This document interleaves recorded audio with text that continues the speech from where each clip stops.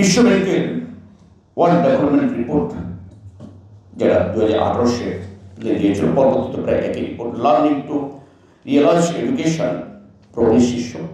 ওই প্রতিবেদনে বলা হয় বাংলাদেশের শিক্ষার্থীরা 11 বছরে যা শিখছে অন্য দেশের শিক্ষার্থীরা মাত্র 6.5 বছরে তা শিখছে। কতগুলো আমরা পিছিয়ে আছি। আজকে সচিব মহোদয়ের সামনে কথাগুলো আমি বলতে চেয়েছিলাম, উনি চলে গেছে। সুন্দর সুন্দর কথা বললে হয় না, কাজও দেখাতে হয়। বিশ্ব ব্যাংকের যে জরিপ, সেখানে বলছে বাংলাদেশের 3য় শ্রেণীর মাত্র 35% শিশু বাংলা পড়তে পারে, তাও পড়ার মান খুব খারাপ। বিশ্ব ব্যাংক 5ম শ্রেণীর শিক্ষার্থীদের মধ্যে মাত্র 25 বার কোন রকমে অঙ্ক পাস করতে পারে, বাকি 75% পাঠ্যপুস্তকের গণিত বুঝি না। এই হলো আমার শিক্ষা ব্যবস্থা।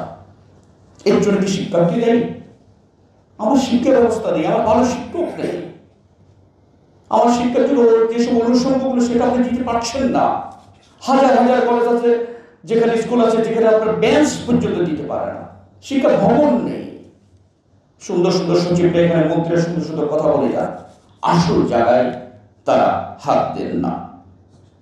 এভাবে আমরা কি 20শ শতাব্দীর চ্যালেঞ্জ মোকাবেলা করতে পারবো? আমাদের সন্তানরা কি সেভাবে প্রস্তুত হচ্ছে? তাদেরকে আমরা প্রস্তুত করছি? এই বিষয়গুলো আমাদের চিন্তা করার আছে।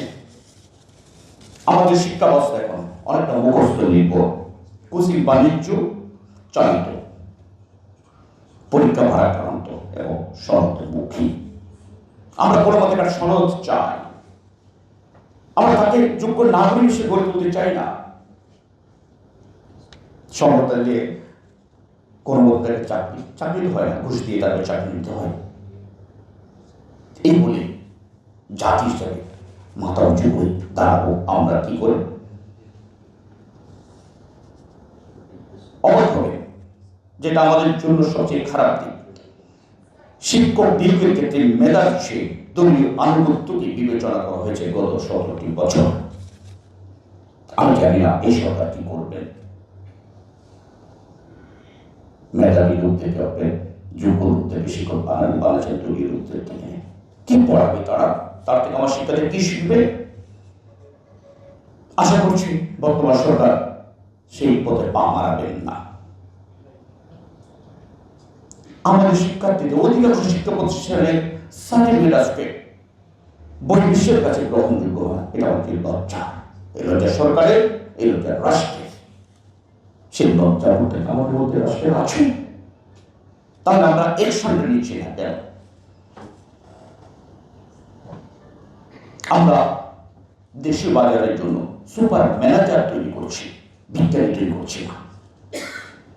চাকরির বাজারের জন্য সনদদারি আমরা শিক্ষার্থী তৈরি করছি, কোন বিজ্ঞানী উদ্ভাবক আমরা তৈরি করতে পারছি না।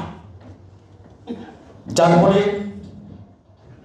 আমাদের দেশ থেকে প্রতি বছর $6 বিলিয়ন নিয়ে যাচ্ছে ভারত, আমাদের প্রতিবেশী দেশ, নিয়ে যাচ্ছে অন্যান্য দেশের সুপার ম্যানেজাররা। আপনি আমাদের গার্মেন্টস সেক্টরে দেখেন, বড় বড় পদগুলো দখল করে আছে ভারতীয়রা। এটা দোষের নয়, এটা আমাদের ভুলের কারণ। আমরা তো সেখানে যোগ্য লোক তৈরি করতে পারছি না। ওই ব্যবসায়ী তার ব্যবসায়ী আনবে হায়ার করে। কেন এমনকি রোগের প্রতিষেধক কেন আমরা তৈরি করছি না? এই বিষয়গুলো দিকে আমাদের নজর দিতে হবে।